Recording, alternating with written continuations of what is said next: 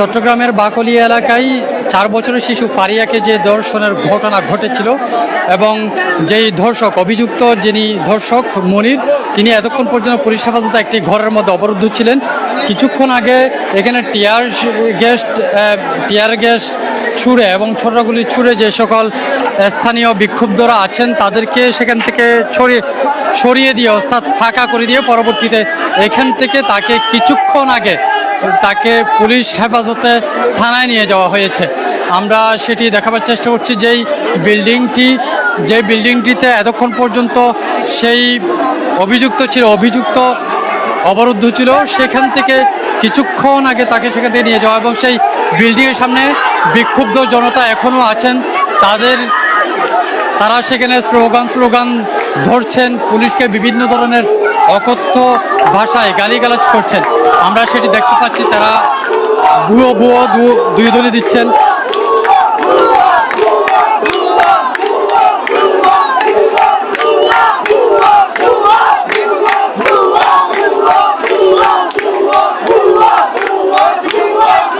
দর্শক, আপনারা দেখতে পাচ্ছেন আসলে যেই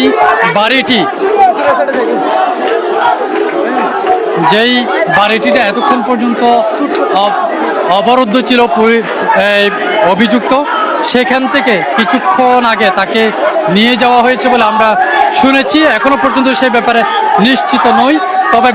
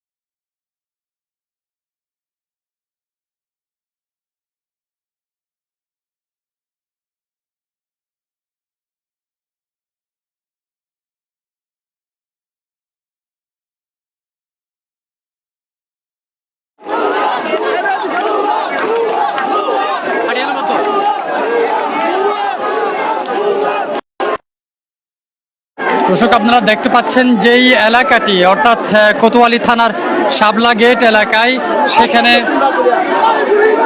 বাকলিয়া থানার পুলিশ সদস্যরা তারা সেখানে পুরো গড়টি ঘেরাও করে রেখেছেন, সামনে যাতে অপ্রীতিকর ঘটনা ঘটতে না পারে। তবে স্থানীয় যে সকল বিক্ষুব্ধ জনতাকে শান্ত করার জন্য পুলিশ তারা অনেকভাবে চেষ্টা করে যাচ্ছেন, যেটি গত কয়েক ঘন্টা যাবৎ চলছিল, এবং কিছুক্ষণ আগে সেখানে তাদেরকে সরে যাওয়ার জন্য, পরিস্থিতি সামাল দেওয়ার জন্য সেখান থেকে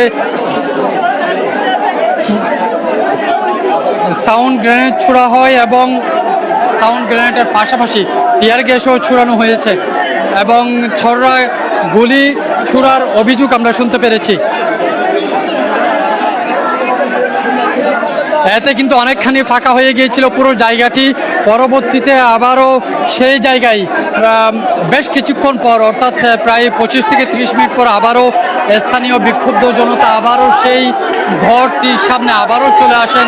সেখানে তারা এসে আবারও তাদের যেই দাবি দেওয়া, অর্থাৎ তারা ভিতরে ঢুকবেন, সে ঢুকে যেই অভিযুক্ত যিনি আছেন মনির, তাকে তারা নিজ হাতে তার বিচার করবেন, এই ধরনের কথা তাদের পক্ষ থেকে আমরা শুনতে পাচ্ছি, বিক্ষুব্ধ জনতাদের পক্ষ থেকে। তবে অপর পক্ষ থেকে আমরা কয়েকজনের কাছ থেকে শুনতে পাচ্ছি, কেউ কেউ ধারণা করছেন ভিতরে অভিযুক্ত মনির তিনি নেই, কিন্তু যে সকল বিক্ষুব্ধ জনতা আছে তারা সেটি কোনোভাবে মানছেন না, তারা ভিতরে ঢুকবেন। তারা বিশ্বাস করছেন ভিতরে এখনো পর্যন্ত অভিযুক্ত মনির আছেন, তার বিচার তারা সরাসরি করবেন। আপনারা জানেন গত কয়েকদিন যাবৎ পুরো দেশ জুড়ে যে 8 বছরের শিশু রামিসাকে ঢাকার পল্লবীতে ধর্ষণের পর হত্যা করা হয়, এর প্রেক্ষিতে পুরো দেশ জুড়ে কিন্তু এক ধরনের আলোচনা সমালোচনা শুরু হয়, উত্তেজনা শুরু হয় পুরো দেশ জুড়ে, ক্ষোভ ছড়িয়ে পড়ে, বিক্ষুব্ধ জনতা বিক্ষোভ পুরো দেশেই কিন্তু ছড়িয়ে পড়েছিল, যেটি গতকাল চট্টগ্রামে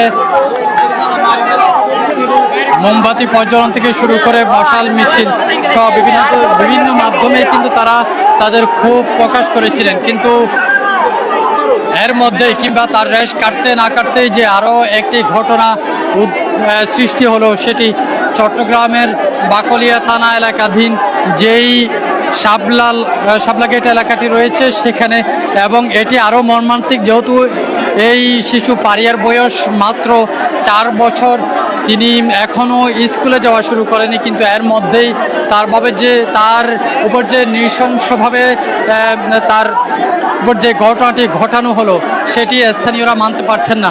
এবং যেই পারিয়া অর্থাৎ 4 বছরের শিশু, তার পরিবারের ব্যাপারটি আমরা যতটুকু জানতে পেরেছি, সে পারিয়ার বাবা তিনি অটো রিক্সা চালক, তারা দীর্ঘদিন যাবৎ এখানে ভাড়া থাকতেন, এবং অভিযুক্ত যে মনির 30 থেকে 35 বছর বয়সী, তিনি মূলত এখানে যেই ডেকোরেশনের কাজ করতেন সেখানে তিনি থাকতেন।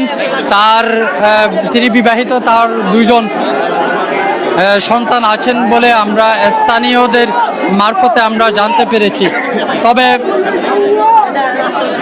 কিন্তু এর মধ্যে যে নর পিশাচের মতো এমন একটি ঘটনা ঘটালো সেই 30 থেকে 35 বছর বয়সী একজন যুবক, সেটি স্থানীয়দের মধ্যে অনেক বেশি ক্ষোভ ছড়িয়েছে, তারা সেটি কোনোভাবে মানতে পারছিলেন না। আজ বিকেল যখন এই ঘটনাটি ঘটে তার পরপর এই যেই ভবনটি, যেই ঘরটি দেখতে পাচ্ছেন, সেখানেই কিন্তু তাকে স্থানীয়রা অবরুদ্ধ করে রাখেন। পরবর্তীতে সেখানে পরিস্থিতি সামাল দেওয়ার জন্য পুলিশের পক্ষ থেকে কোতোয়ালি থানার যে পুলিশ সদস্যরা আছেন তারা সেখানে ছুটে আসেন। তারা সে জায়গায় এসে তাদেরকে শান্ত করার চেষ্টা করছিলেন, কিন্তু সেটি কোনোভাবে তারা স্থানীয়রা মানছেন না। তারা বলছিলেন যে না, তাদের হাতে ছেড়ে দেওয়ার জন্য। যে অভিযুক্ত মনির, তার ব্যাপারটি জানতে পেরেছি, তিনি কুমিল্লার একজন বাসিন্দা, কুমিল্লা তার গ্রামের বাড়ি, সেখান থেকে তিনি মূলত ডেকোরেশনের কাজের জন্য তিনি গত 2-3 বছর যাবত এখানে ছিলেন, এবং এরই মধ্যে একেবারে শিশু 4 বছর বয়সী একজন পারিয়ার উপর যেভাবে হামলে পড়েছেন, যেভাবে তারপর নৃশংস ঘটনা ঘটানো হয়েছে, এতে খুব ছড়িয়ে পড়েছে পুরো এলাকা জুড়ে।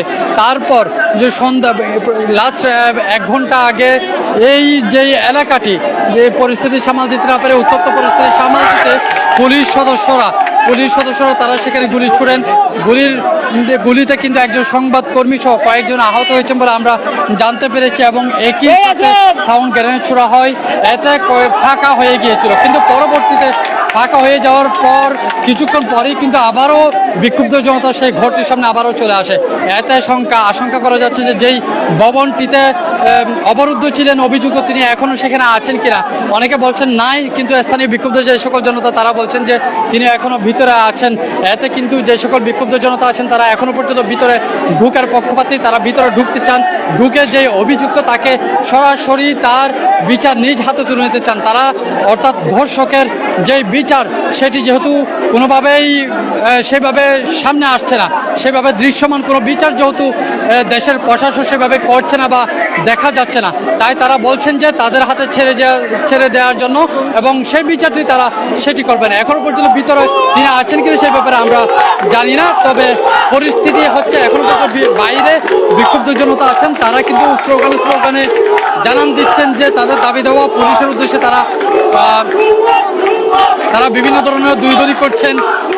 যদিও শঙ্কা করা যাচ্ছে আসলে ভিতরে অভিযুক্ত মুনিশ সেখানে নেই। দেখা যায় শেষ পর্যন্ত কি হয়, আমরা সেই আপডেটটি এখনো দেখার জন্য অপেক্ষায় আছি। এখানে পুলিশ সদস্য যিনি আছেন, পুলিশ কর্মকর্তা, তারা বারবার মাইকিং করছেন, তাদেরকে শান্ত করার চেষ্টা করছেন।